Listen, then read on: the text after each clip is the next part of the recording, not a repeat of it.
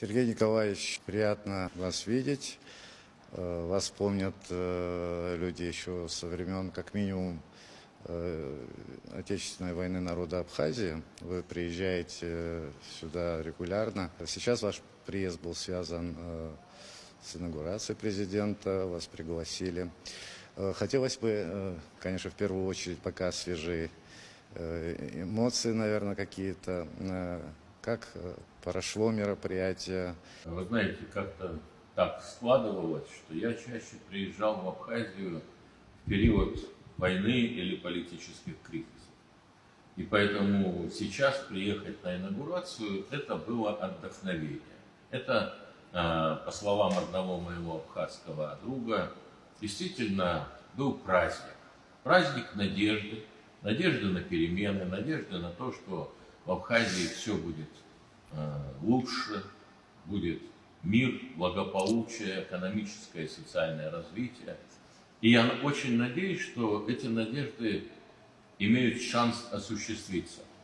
Мне понравилось не только то, что сказал президент Унба, вступая в должность президента, но понравилось то, что было сказано в приветствии президента Российской Федерации Путина, в приветственном слове первого заместителя руководителя администрации российского президента Сергея Кириенко, потому что необходимо действительно совершенствовать наши межбюджетные отношения, наши партнерские, стратегические отношения.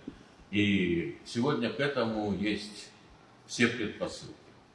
Поэтому, если хотите, этот мой приезд был и участие в празднике, и в то же время рабочие консультации со своими давними друзьями, соратниками, государственными деятелями Абхазии. Население Абхазии тоже как-то воодушевлено, и особенно с тем, что Сергей Владимирович вступил в эту работу, и как-то все стало более ярко и более тепло стало, как-то теплотой больше отдавать. И даже за этот короткий период видно, что больше внимания стало к Абхазии.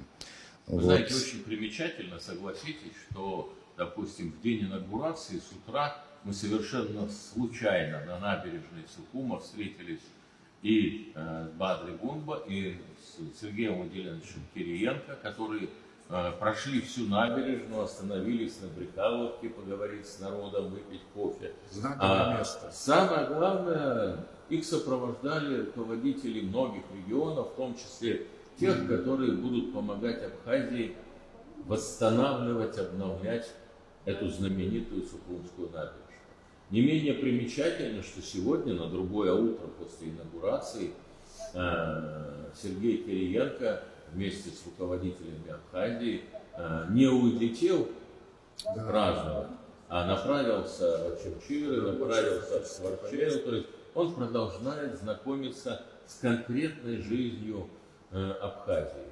Меня это радует, вселяет, если хотите, надежду. Несмотря на то, что в России сейчас не самое легкое может быть время, но вот это внимание, оно присутствует. И как будет проводиться политика России по отношению к Абхазии? Есть, может быть, какие-то уже заметные, может, какие-то линии? Как будут строиться взаимоотношения? Я сегодня не занимаю официальных постов российской власти. Это позволит мне, может быть, сказать больше, чем говорят. Опыт у вас большой. В парламенте России. Я убежден, что пришло время поднимать отношения Абхазии и России на более высокий уровень интеграции. Это означает, что гарантии серьезных инвестиций в Абхазию требуют взаимных обязательств. Да. Я убежден, что чисто двусторонние соглашения, которые действуют на сегодняшний день, таких гарантий обеспечить не могут. Ведь одна из причин недавнего политического кризиса – это недопонимание абхазским обществом того, что хотят представители России, и непонимание многих представителей России, как нужно с Абхазией работать. Что здесь необходимо учитывать культурно-исторические традиции, учитывать особенности истории последних 30-40 лет. Вот только тогда можно дать нормальный результат.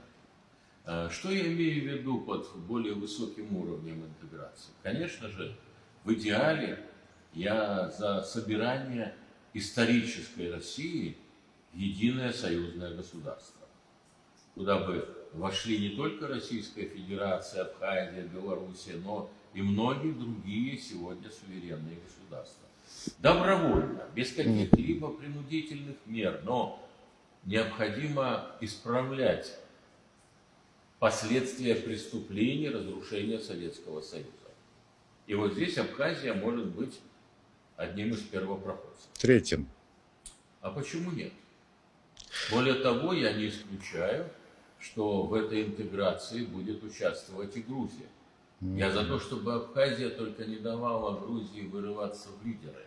Абхазия начала все раньше и много пострадала от этого. Этап, который необходимо пройти и доказать всем, что абхазская государственность – это реальность.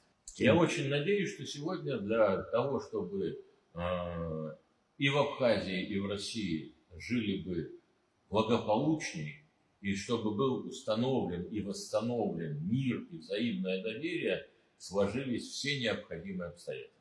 Сергей Николаевич, ну вы сейчас в дорогу, поэтому не будем вас задерживать. Спасибо за интервью, пожелаем вам счастливого пути. Спасибо, дай Бог, до встречи.